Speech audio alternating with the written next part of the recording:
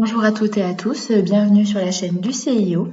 Donc aujourd'hui, je vais faire une vidéo un petit peu en lien avec une que j'avais déjà faite précédemment sur l'envie d'engagement, de bénévolat.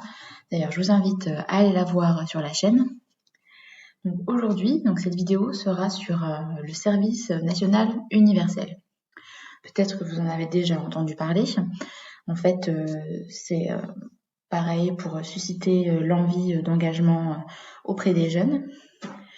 Donc là, on est sur le site gouvernemental, donc snu.gouv.fr. Le lien sera aussi dans la description de la vidéo. Donc on va explorer un petit peu le site pour montrer un petit peu ce qu'est le service national universel et comment s'y inscrire.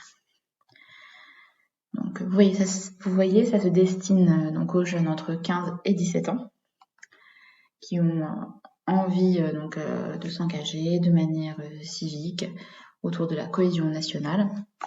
Il y a, vous voyez, prochainement 2 séjours de cohésion qui seront organisés. Un séjour en juin, un séjour en juillet. Vous voyez les dates limites d'inscription pour ces deux séjours. Donc, comme je viens de le dire, le service national universel est composé finalement de 3 phases. Donc la première, c'est un séjour de cohésion, vous voyez, qui dure 15 jours, où vous êtes transporté dans un établissement en dehors de votre département. Donc des groupes de jeunes sont réunis, ça permet le brassage social, la mixité sociale en fait, et de découvrir un nouveau territoire. Donc le service national universel, j'ai pas précisé, mais c'est sur la base du volontariat. Donc suite à ce séjour de 15 jours, donc les prochains sont en juin et juillet. Juillet, c'est surtout pour les élèves qui viendront de terminer leur classe de 3e. La deuxième phase, donc c'est la mission d'intérêt général, comme vous voyez, de 84 heures minimum, donc au maximum 1 an après le séjour de cohésion. Donc pareil, vous vous inscrivez dans une association, dans un club sportif, enfin voilà, il y a plein de choses que vous pouvez faire. Et ce sont donc 84 heures à investir dans cette mission.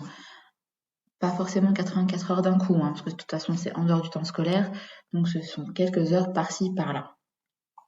Et donc la troisième phase, qui elle est facultative, pour poursuivre cet engagement, après la mission d'intérêt général, donc entre 3 mois et 1 an, donc vous voyez la durée est assez flexible selon les projets, vous pouvez continuer de vous engager.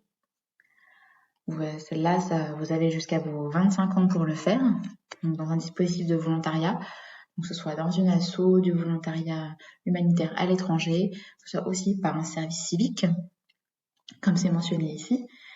Et pour le bénévolat, ça fait bien référence donc à la vidéo dont je vous parlais en tout début, jeveuxaider.gouv.fr. J'ai fait une vidéo sur ce site, donc il suffit d'aller sur la chaîne du CIO pour la retrouver. Voilà, vous aurez des infos pour savoir comment s'inscrire dans une association, trouver des missions près de chez vous. Donc voilà, ces 3 phases composent le service national universel. Donc ici, plus bas sur la page d'accueil, vous pouvez trouver des témoignages, des vidéos, si vous avez vraiment des questions plus concrètes sur comment se déroule le séjour de cohésion, comment font les jeunes ensuite pour trouver des missions d'intérêt général. Voilà, n'hésitez pas vraiment à explorer ce site. Il y a plein d'infos, je ne vais pas vous montrer tout ici. Le but est vraiment que vous y alliez vous-même. Donc imaginons que je veuille m'inscrire.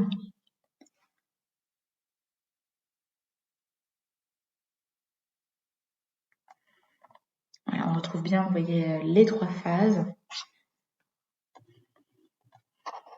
Donc le séjour de cohésion. Donc la première phase, les 2 prochains séjours auront lieu en juin et juillet. D'ailleurs, si vous pensez ne pas pouvoir faire ce séjour de cohésion en juin parce que vous dites mais non, mais j'ai cours, en fait, vous pouvez malgré tout le faire. Vous aurez une autorisation d'absence spéciale, donc il n'y a aucun souci. Donc là, vous voyez, vous avez vraiment un descriptif du séjour, de comment ça se passe, l'encadrement, les objectifs. Et normalement, voilà, vous pouvez aussi suivre l'actualité du service national universel sur les réseaux sociaux, donc n'hésitez pas à le faire. D'ailleurs, par ailleurs, le CIO de Montluçon a aussi un compte Facebook et Instagram, donc n'hésitez pas à vous y abonner, d'ailleurs comme à vous abonner aussi sur la chaîne YouTube pour rester informé, voilà, toutes les actus liées à l'engagement, à l'orientation en général. Je sais qu'il y a Parcoursup pour les élèves de terminale en ce moment. Donc petit rappel, vous avez jusqu'au 29 mars pour saisir vos vœux. Et n'hésitez pas à prendre contact avec le CIO si vous avez besoin de conseils. Sur ce, je vous laisse et je vous dis à bientôt pour la prochaine vidéo.